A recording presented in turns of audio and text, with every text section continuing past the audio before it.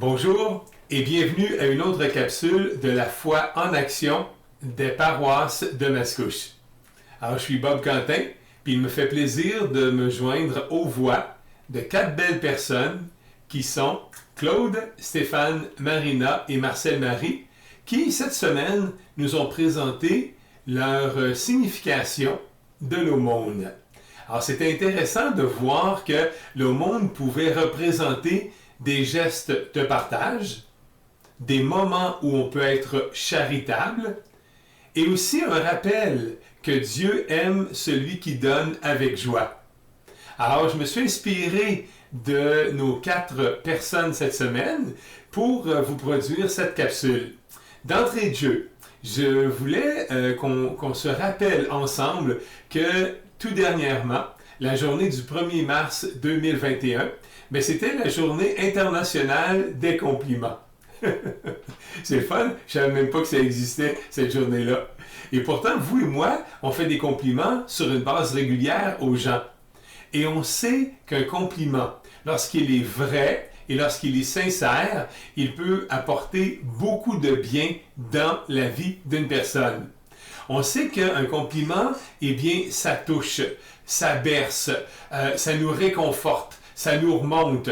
Alors, j'avais le goût de me dire, puisque l'aumône, c'est des gestes de partage, pourquoi, à ce moment-là, ne pas implanter dans notre quotidien ce partage-là de compliments, à la seule et unique condition que les compliments qu'on va faire aux gens, quels qu'ils soient là, à la seule et unique condition que ces compliments-là soient vrais et sincères, et dans la seule intention de faire plaisir ou de reconnaître à autrui quelque chose que nous, on a observé chez lui ou chez elle plutôt, et qui, en quelque part, ça vaut le coup, ça vaut la joie, ça vaut le bonheur de le partager. Donc, un compliment, tant qu'il est vrai et sincère, il va faire du bien. Et ce qui est génial, c'est que je ne suis pas obligé de me rappeler du compliment que j'ai donné quand je le donne en toute sincérité. Je le donne en toute bonne foi parce que, pour moi, c'est quelque chose qui est important à partager. Donc, je n'ai pas besoin de me souvenir de chaque geste. Je n'ai même pas besoin qu'on m'en fasse un en retour. J'ai simplement besoin de le livrer parce que je trouve que c'est un beau moment à partager. Fait que si pour moi, l'aumône, dans mes gestes de partage, eh bien, j'incorpore dans mon quotidien maintenant de mettre en parole et de mettre en geste, de reconnaître chez autrui quelque chose que je trouve formidable, eh bien, je vais partager à ce moment-là des compliments. Toujours par rapport à l'aumône, une des choses que j'aime, c'est que lorsqu'on veut être charitable, parfois, on peut tomber, je crois, dans le piège de croire que pour être charitable, il faut aller au-delà de. Il faut sortir de notre monde connu pratiquement. Il faut s'investir ailleurs que chez soi. Et pourtant, en tant que pandémie, s'il y a un endroit où nous sommes présentement, c'est bien chez nous. Donc, j'avais le goût de me dire, si, en quelque part, on partageait le message autour de soi, que être un être charitable, ça peut se faire immédiatement et vraiment dans une très belle simplicité, là, directement dans les paramètres de notre maison, autour de chez soi, dans notre propre quartier. Si pour être charitable, je décidais de donner un coup de main à mon voisin pour pelleter son toit ou pelleter le banc de neige de sa cour, si je décidais de rentrer l'épicerie, si je suis un ado et que ma mère, je l'entends arriver et je sais qu'elle est sur le bord de rentrer les paquets, eh bien, si j'allais au-devant d'elle et que je l'aidais à rentrer ses paquets, si je déneigeais sa voiture à mon père ou à ma mère le matin, ou si je suis un mari ou une femme puis que je donnais un coup de main à mon conjoint pour déneiger sa voiture, la démarrer pour qu'elle soit bien chaude, si je participais aux tâches ménagères, le fameux ménage, tu sais, là, de la maison, là, si je m'impliquais, si, en quelque part, je donnais de l'aide pour des repas, si j'apportais mon aide à mes frères ou à mes sœurs, ou même à mes parents, s'ils sont encore sur les bancs de l'éducation, s'ils sont encore à l'étude, eh bien, si je donne un coup de main pour les devoirs, pour les repas, pour déneiger, pour rentrer l'épicerie, pour participer aux tâches de la maison, eh bien, je suis charitable à ce moment-là. Et ce qui est le fun, c'est que je me suis investi, je me suis impliqué dans mon propre entourage, les gens avec lesquels je suis scindé depuis bientôt 1 an. Et à ce moment-là, eh bien, je contribue à leur bonheur, à eux aussi. Et je vous confirme que ça augmente ma joie aussi à l'intérieur, parce que je le fais toujours avec cette même bonne intention, avec cette même vérité, cette même sincérité. C'est le même principe que de donner un compliment.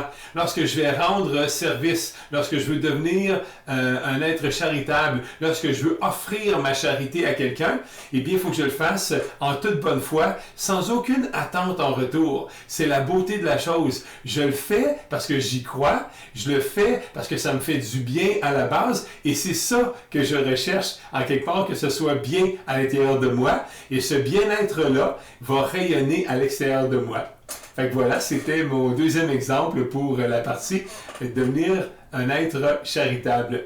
L'autre partie que j'ai bien aimée au niveau de le monde, c'était Dieu aime celui qui donne avec joie.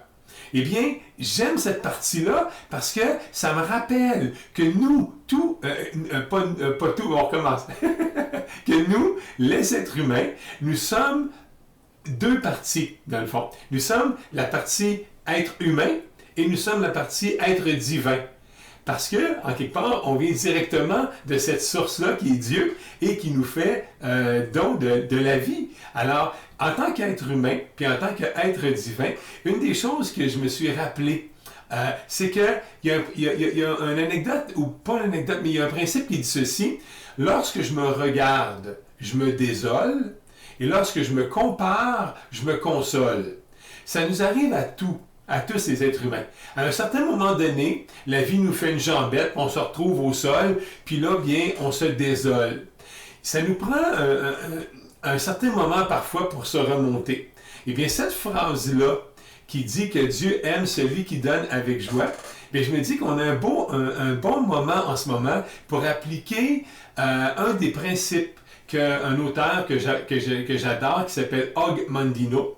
Og Mandino, lorsqu'il a écrit le Mémorandum de Dieu, il nous invite à compter nos bénédictions, à faire une liste de gratitude quotidienne.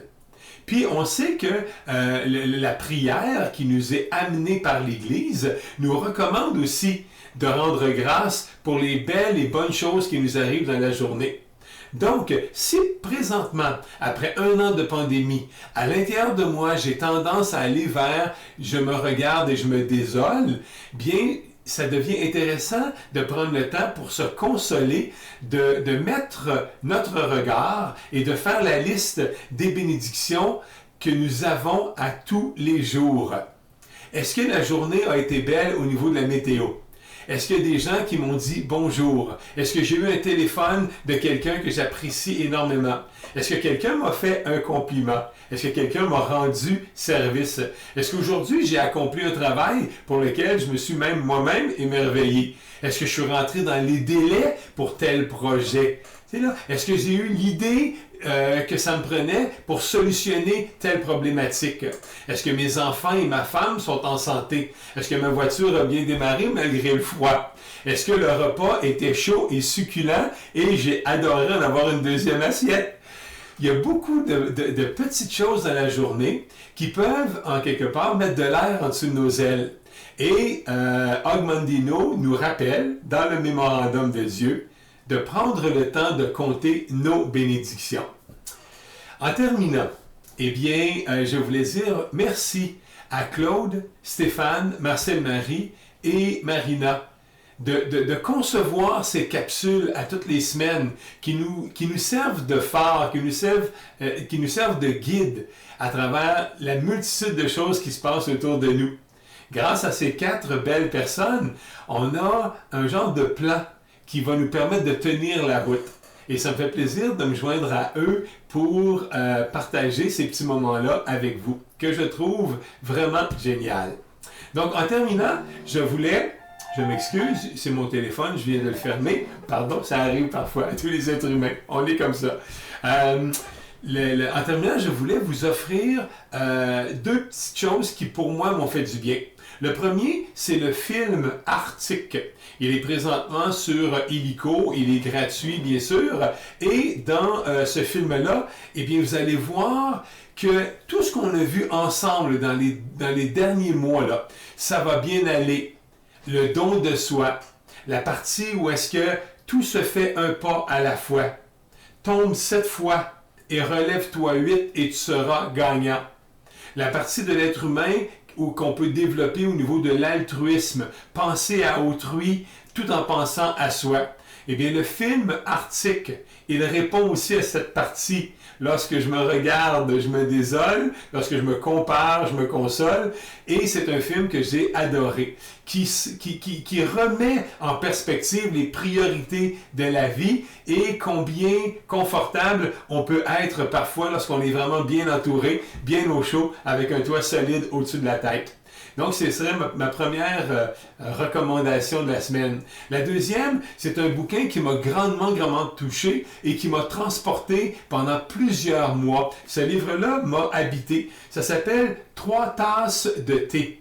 Et c'est disponible, bien sûr, en français. Et c'est écrit par un monsieur qui s'appelle Greg Mortensen. Greg Mortensen est un alpiniste. Étant moi-même un homme qui est passionné de plein air, eh bien, tous ces récits me font un grand bien. C'est un fait vécu. 3 tasses de thé. Et là, à nouveau, on parle de tout se fait un pas à la fois, de faire preuve d'altruisme et de don de soi, de détermination et de continuer à avancer, même si parfois la vie nous fait des jambettes. Alors, en terminant, bien sûr, j'aimerais vous donner une citation qui, celle-ci, vient de Bouddha. Elle nous dit ceci: « Avec une seule bougie, on peut en allumer 1000.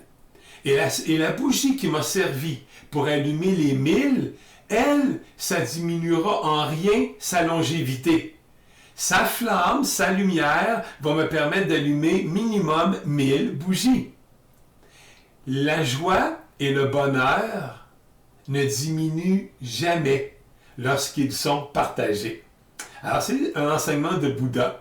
Alors, à travers toutes ces années, nous sommes, vous et moi, la liste totale de toutes nos expériences de vie. Et on est façonné par 1001 choses. Dans mon cas, j'ai eu le bonheur d'être façonné par plusieurs beaux auteurs et par des citations qui m'habitent quotidiennement. Donc, espérant que ces citations, ces références, ces bouquins, ces anecdotes peuvent en quelque part mettre un peu de joie dans votre journée ou dans vos journées. Merci à l'équipe de pastorale des paroisses de Mascouche d'être auprès de nous et disponible pour nous comme vous le faites si bien.